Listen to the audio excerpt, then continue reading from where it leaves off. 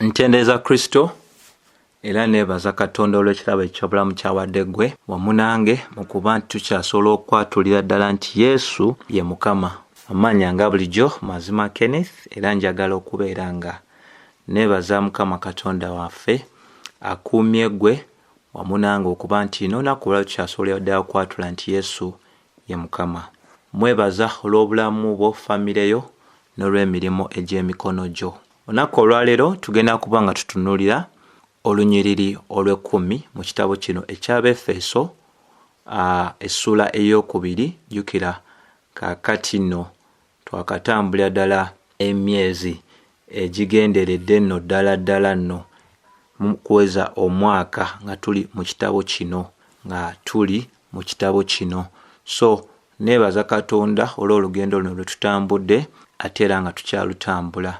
So olunaku olwaleero ng'era bwe ntegeezezza njagala tutunulire olunyiriri luno olw'okumeka olw'ekkumi era kantandika nga ndusoma then tutegeere omutwe gwe tunaatunuulira. Kubanga ffe tuli mulimo gwe abaatonderwa mu Kristo Yesu olw'ebikolwa ebirungi Katonda bye yasooka okuteekateeka ffe obitambulirangamu.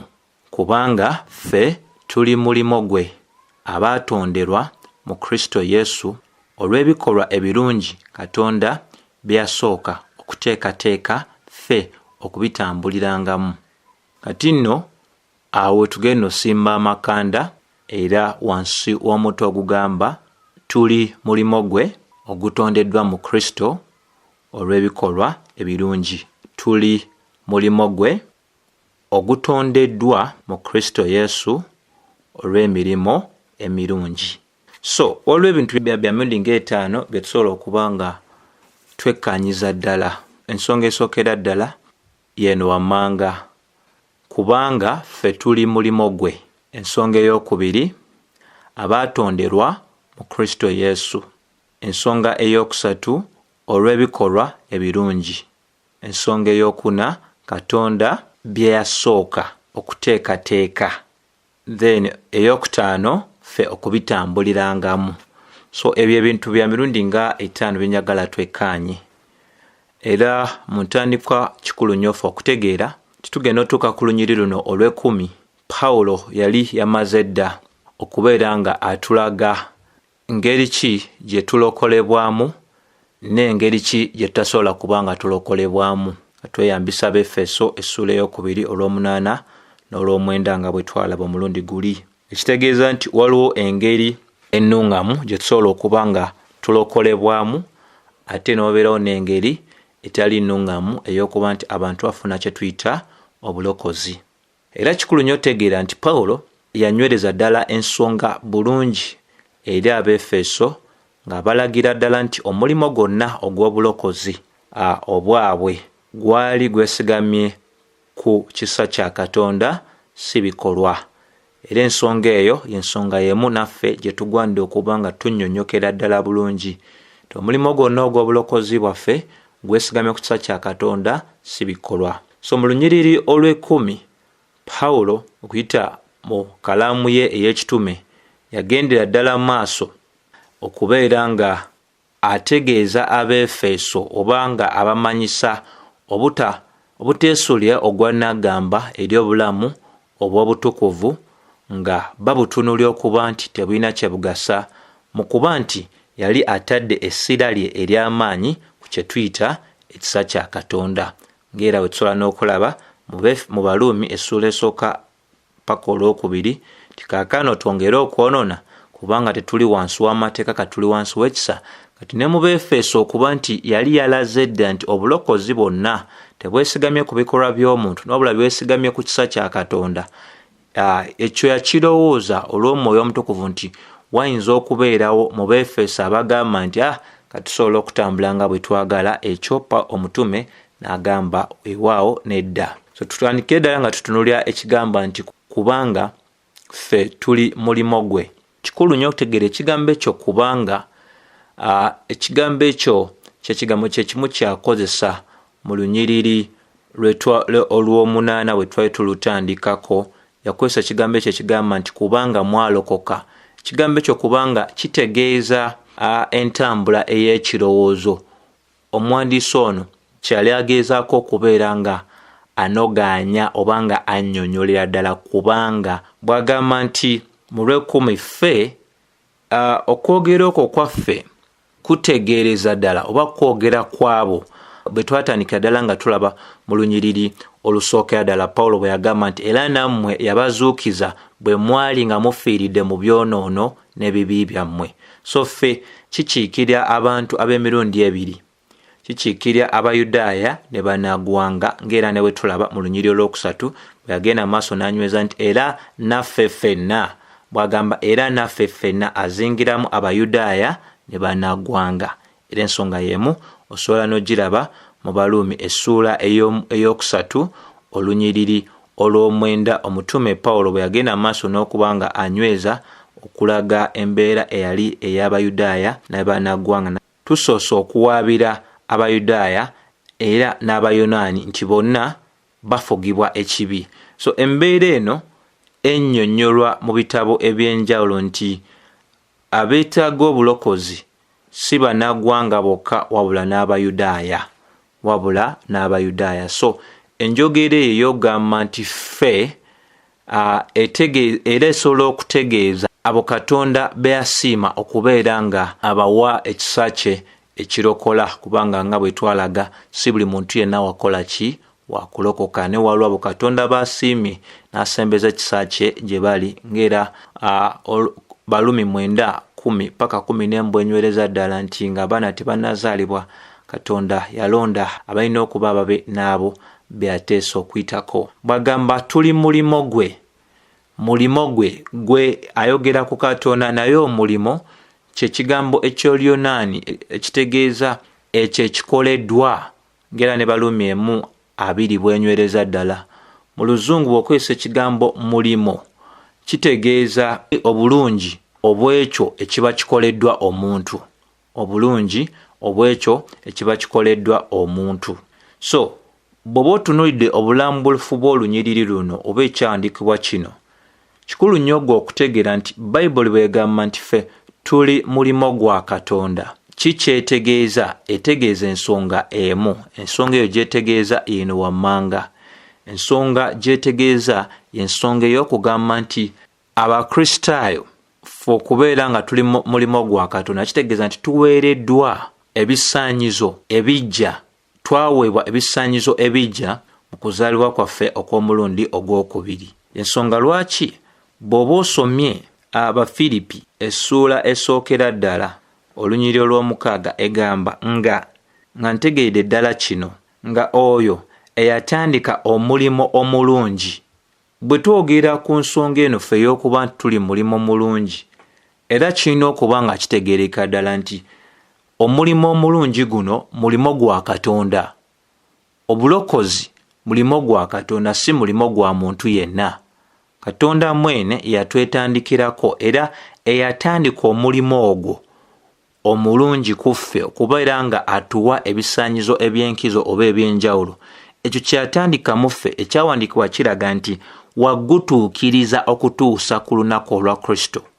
Kyatandika mu ffe agenda asigala nga akituukiriza ddala bulungi nnyo.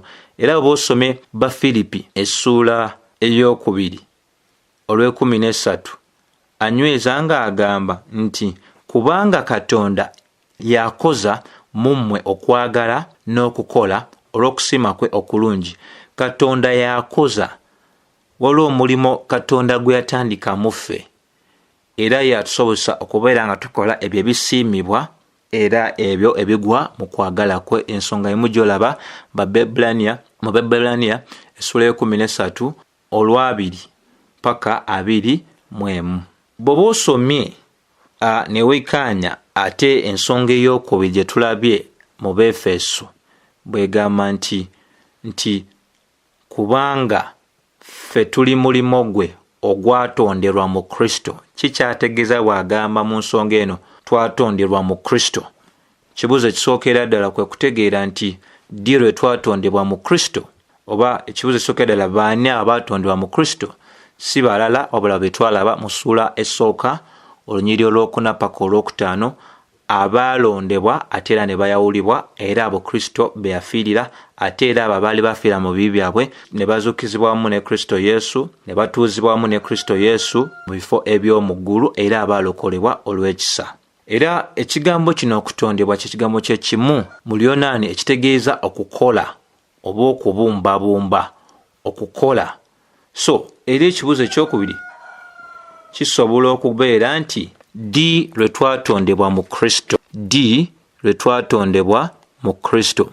Ekibuuzo ekyo kikulu nnyo kyakubanga kikola kitya nga nakyo kifiirwako. Kijjukire bulungi nti Kristo bwe yafa twafiira wamu naye, Kristo bwe yazuukizibwa twazuukizibwa wamu naye. Befeso essula ey'okubiri olunyiriri olw'okutaano paka olw'omukaaga etangaliza ddala ensonga eyo. So mu kuzuukira kwa Kristo Yesu naffe abaali baafiira mu bibi byaffe twafuna kye tuyita obulamu obw'omwoyo. Jjukira bwe twogera ku kuzaalibwa omulundi ogwokubiri tutegeeza okubeera nga Katonda awa obulamu obw'omwoyo eri aboonoonya abo abaafa mu mwoyo, era ekyo kitekibeerawo wabweru wa Kristo wabula kibeerawo mu Kristo. Ng'era bwe tulaba Bakolinso 5:17 Bayibuli etwaga nti omuntu yenna bw'aba mu Kristo ng'olwo afuuse ekitonde ekijja. Ensonga y'emu gye tulaba mu Bagalatiya 6:15 nti ekikulu kye kiriwa si ky'Abayudaaya oba batali Bayudaaya, bakomole oba batali bakomole, wabula ekitonde ekijja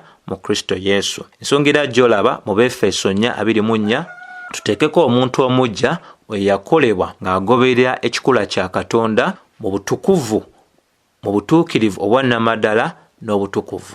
So ffenna okuba tuli mulimo gwa Katonda, tuli mulimo gwa Katonda kubanga tutondeddwa mu Kristo Yesu ng'ebitonde ebijja. Era abo bonna nyweza abaayawulibwa ku musajja eyasooka oba omuntu omukadde babeera kitonde kijja ekikoleddwa mu butuukirivu n'obutukuvu bwa Katonda. Bayibuli eyogera ku mulimo omulungi, bweyogera ku mirimu emirungi egamba nno olw'emirimo emirungi, bwegamba nti abaatonderwa mu Kristo olw'ebikolwa ebirungi.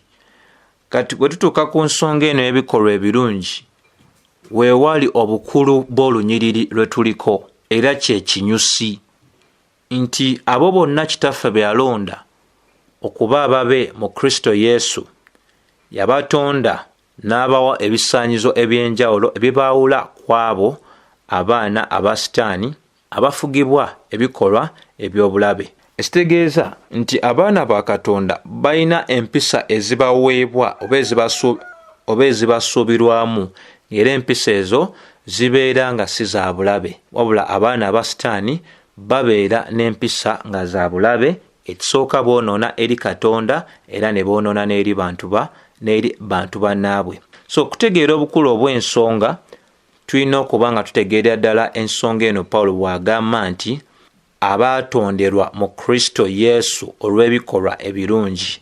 Kikulu nnyo okutegeera nti ensonga enkulu lwaki twatondebwa mu Kristo etuweereddwa. Ensonga eyo si ndala ya bikolwa birungi. Omuntu yenna agamba nti yatondebwa mu Kristo naye nga talina bikolwa birungi, wabeerawo akabuuzo. Jjukira nti tosobola kuganyulwa ku kinu kya Katonda kyonna nga toli mu Kristo. Lubereberye Adamu ne mukyala we baayonoona, malayika yateekebwa ku lusuku obutaddamu kubeera n'ekitala, obutaddamu baganya kusemberera lusuku. Ensonga lwaki Kristo yeeyogerako mu Yokaana 14:6 ng'agamba nti ye ly'ekkubo n'amazima n'obulamu, era teri n'omu ajja eri Kitaawe wabula okuyita mu ye. Nti ffe okukola omulimo omulungi ogukkirizibwa mu maaso ga Katonda tulina kuba mu Kristo Yesu. Ebikolwa byonna ebirungi omuntu byakola nga biri wabweru wa Kristo Yesu tebisobola mukkirizisa kubeera nga ajja eri Kitaffe, kubanga ekkubo eriteekeddwawo si lirala wabula ye Kristo Yesu, ate mu Kristo Yesu mwe tufunira emirimu emirungi nga naye bwe yatambula obulungi, era abamukkiriza bonna bagwanidde okutambula obulungi. So ekikula kyaffe ekijja mu Kristo Yesu kigwanidde okwerabisiza mu bikolwa ebijja eby'empisa ennungi obulamu obukyuse n'okuyaayaana okw'obulamu obw'obutukuvu, kubanga owatali butukuvu teri muntu yenna ajja kulaba Mukama Katonda waffe. Ebbulaniya 12:14 enywereza ddala bulungi nti oyo yenna agamba nti kaakano atondeddwa mulimo gwa Katonda ogutondeddwa mu Kristo Yesu, ekikusuubirwamu si kirala empisa ennungi, obulamu obukyuse, okuyaayaana okwaki okw'obutukuvu. Leero tulina enjogera egamba nti Katonda amanyi omutima gwange. Teri n'omu akigaana ekyo. Katonda affe amanyi ne bitutannaba kubeera nga twogera nga tuli babyogera, naye ekikulu si kyekyo. Ekikulu ekiro kiri nti waliwo ebintu agamba nti ali mu Kristo byagwanidde okutambuliramu, nga biragira ddala nti omuntu ono weewaawo mulimo gwa Katonda omulungi ogutondeddwa mu Kristo Yesu. Kikulu nnyo okutegeera nti nga bwe tumaze okulaba ensonga endala, emirimu gino emirungi oba ebikolwa bino ebirungi tebisobola kukolebwa paka ng'omuntu atondeddwa mu Kristo Yesu. Bayibuli eraga, okusinza ku kyawandiikwa kye tusomye, eraga nti kubanga ffe tuli mulimo gwe abaatonderwa mu Kristo Yesu olw'ebikolwa ebirungi. Ebikolwa bino ebirungi tebiva wabweru wa Kristo, biri mu Kristo. Abo bali mu Kristo baakolebwa mu ngeri ebasobozesa okubeera nga beera n'ebikolwa ebirungi. Ensonga lwaki omutume Pawulo ayita bikolwa eby'amateeka okubeera ebikolwa ebirungi, wabula Pawulo y'omu annyonnyola ano ng'alaga nti abaatonderwa mu Kristo Yesu baatonderwa mu Kristo Yesu olw'ebikolwa ebirungi. Ebikolwa bino ebirungi omuntu abifuna ddi? Abifuna ali mu Kristo Yesu. Kye kimu n'ekibala eky'Omwoyo Omutukuvu bye tusobola okugamba nti biri 9. Byonna bisangibwa ng'omuntu ali mu Kristo Yesu.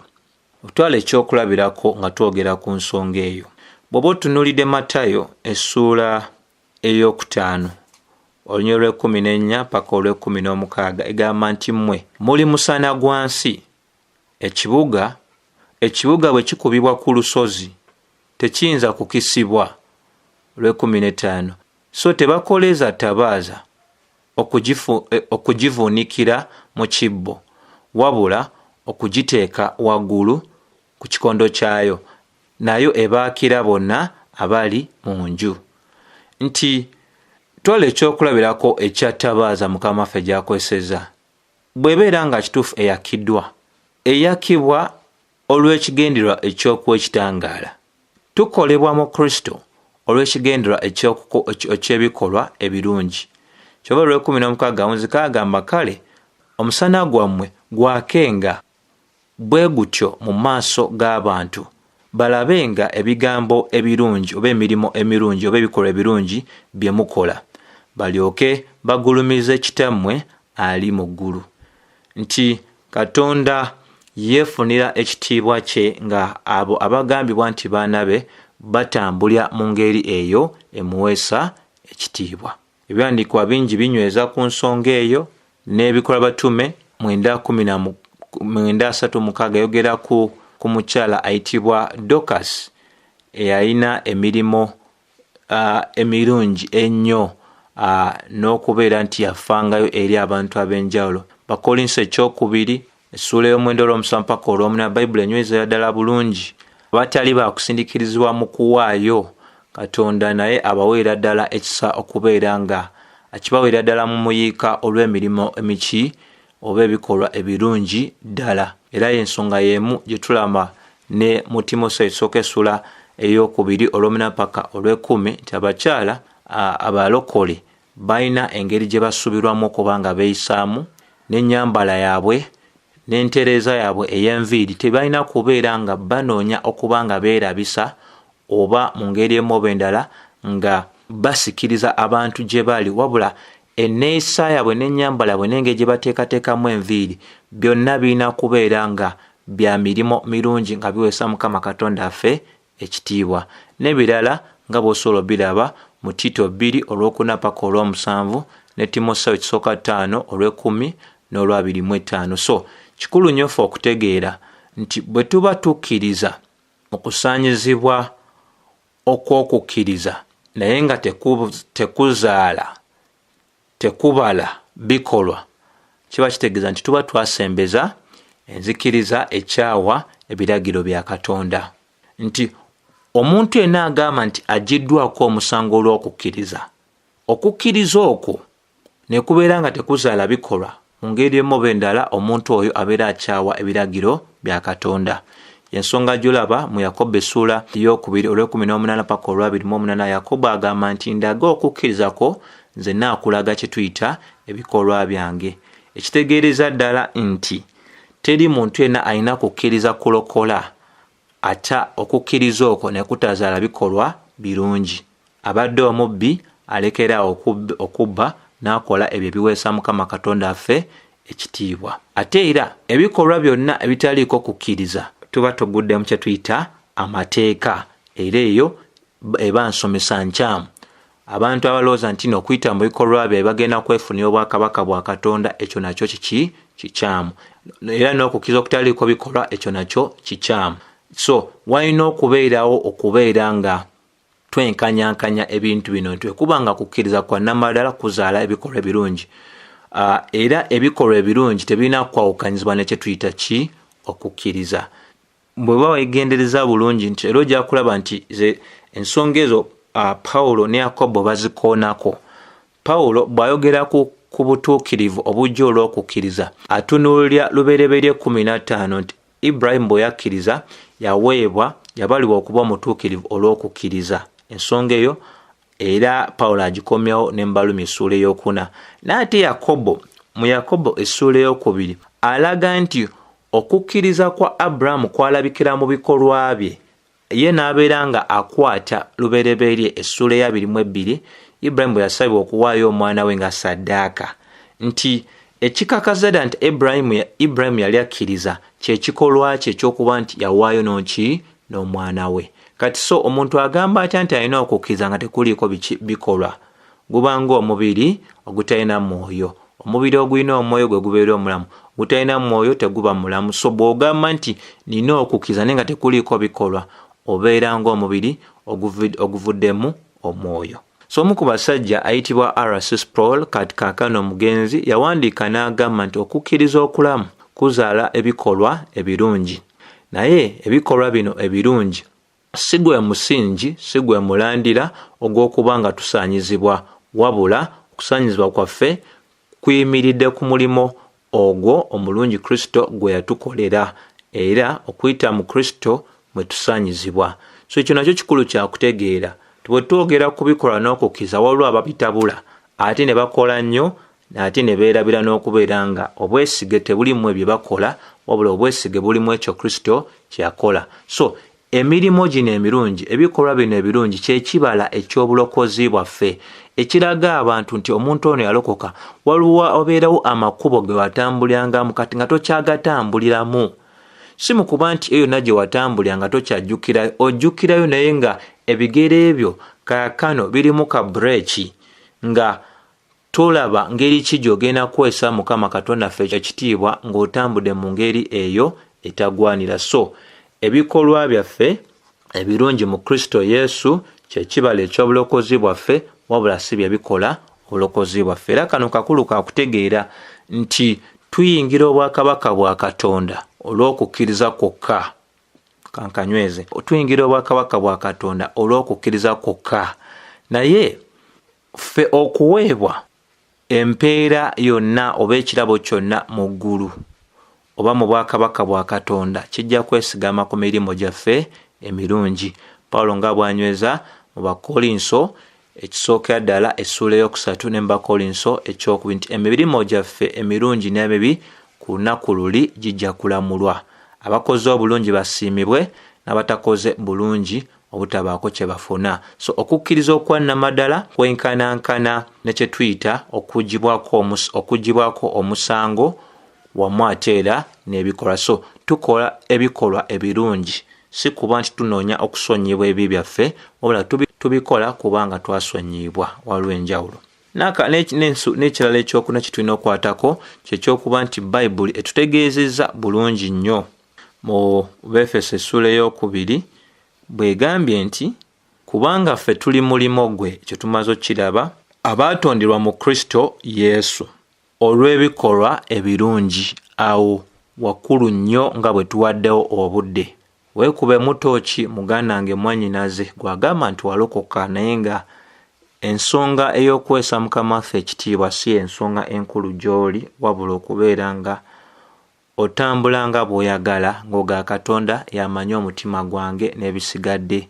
Ebyo byonna tetubigaana naye ate tulina okumulisa si mu ngeri y'obukuusa wabula mu ngeri ey'okuba nti twakyusibwa. Ensonga ey'okuna ensonga egamba nti byasooka Katonda byasooka okuteekateeka. Katonda byasooka okuteekateeka nti ekisinga okuba nga kikulu nnyo wano nti emirimu gino emirungi oba ebikolwa bino ebirungi tebiguddewo bugwi wabula nga ebintu byonna byali tebinnaba kubaawo. Katonda abo bonna byateesa okuba ababe yabateekerateekera emirimu gye bagwanidde okutambuliramu. So emirimu gyaffe emirungi mu Kristo Yesu tegyagwawo bugwi, si kirowoozo nti kyagwawo bugwi wabula kyali kitundu mu ebyo Katonda byateesa nti bigwanidde okukolebwa. Ensonga lwaki Befeso 4 eyogera nga bwekola ki bweyogera olusooka olunyo olwokuna egamba bwe nti nga bwe yatulondera mu ye nga ensi tennaba kutondebwa ffe okubeera abatukuvu. Ndowooza nti bwegamba wali eri nti kubanga ffe tuli mulimo gwe abaatonderwa mu Kristo Yesu olw'ebikolwa ebirungi. Ndowooza olaba Katonda byateekateeka kyekintu kyekimu kyolaba nti bonna be yalondera mu Kristo nga n'ensi tennabeerawo yabalonda okubeera abatukuvu abatalina kabi mu maaso ge mu kwagala. Ensonga emu gye tulaba mu Yokaana essuula ey'15. Yokaana essuula ya 15 olw'16 kuli abweyogera egamba si mmwe mwannonda nze naye nze nabalonda mmwe. Ekyo tukitegedde kiraba n'ekikomaawo nembateekawo mugende mubalenga ebibala.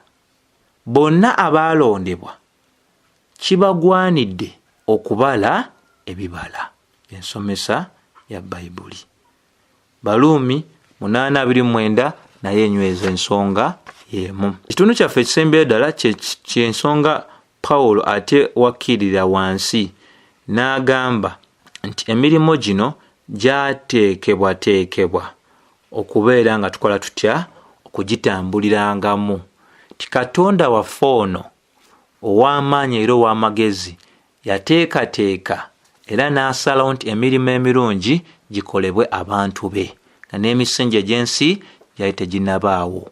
So ekigoberera okuzaalibwa omulundi ogwokubiri kwe kubeera nga tubeera n'ebikolwa ebirungi ng'era bw'olaba mu Befeso 4:2-4 nga tweyambula kiri ekikadde nga tuteekako kiki ekijja. 2:2 bwe twega Befeso 4:2 egamba nti mu bigambo eby'empisa ez'olubereberye mmwe okwambula omuntu ow'edda avunda olw'okwegomba okw'obulimba.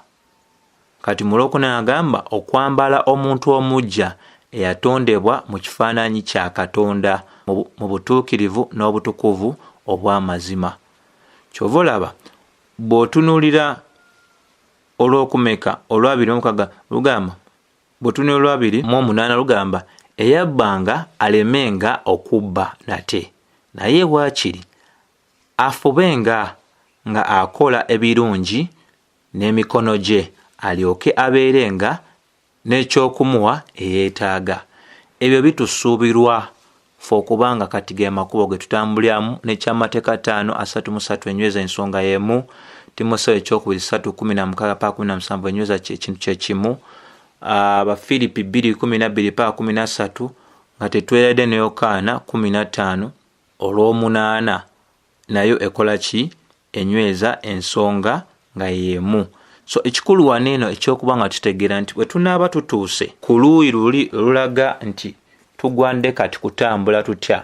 Tujja kubeera nga twesigama nnyo ku byawandiikibwa ebyo ebiragira ddala empisa zaffe mu Kristo Yesu, nti abo bonna aba Kristo Yesu waliwo engeri gye bagwanidde okuba nga bakola ki? Nga batambuza obulamu bwabwe. Naye ensonga etegerekese nti okwagala kwa Katonda nga bwe tulabe mu kyawandiikibwa kwa kubeera nga ffe ffenna abaatondebwa ng'ebitonde ebijja mu Kristo okuba nga tubeera n'ebikolwa ebirungi ate tweyongere okuba nga tukola ki? Nga tubitambuliramu. Befeso 4:9 ng'eraga nti tugwanidde okutambula nga tugoberera okuyitibwa kwaffe. Era kikulu nnyo ffe okutegeera nti weewaawo tetwalokolebwa lwa bikolwa wabula twatondebwa olw'emirimu emirungi mu Kristo Yesu. Yokaana 15:8 egamba mu kino Kitange agulumizibwa, mubalenga ebibala bingi era munaabanga abayigirizwa bange. Anduddemu, mu kino Kitange agulumizibwa, mubalenga ebibala bingi era munaabanga abayigirizwa bange. So ensonga enkulu ya kugulumiza Kitaffe ali mu ggulu, era ebibala ebyo eby'ebikolwa ebirungi nabyo biragira ddala nti tuli bayigirizwa aba Mukama waffe Yesu Kristo. Tetutalina kukola ensonga y'okwewaayiriza nga yeewaayiriza y'oyo atabala wabula ng'asigala yeesiba ku Mukama waffe Yesu Kristo. Ateewaayiriza teetaaga kweyogerera, ebikolwa bye byeyogerera. Mukama nga bw'alowa ekisa nsaba ffenna atuyambe kubeera nga ekiruubirirwa ekikulu kya kubeera nga tugulumiza Mukama Katonda waffe mu ngeri gye tweyisaamu ne mu ngeri gye tukolamu ebintu byaffe. So banabakkiriza tujja tandikira wano nate okutunula olunyiriri olw'10 n'olumu mu Befeso essula ey'okubiri. Ekisa kya Mukama waffe Yesu Kristo kibeere eri mmwe mwenna. Amiina.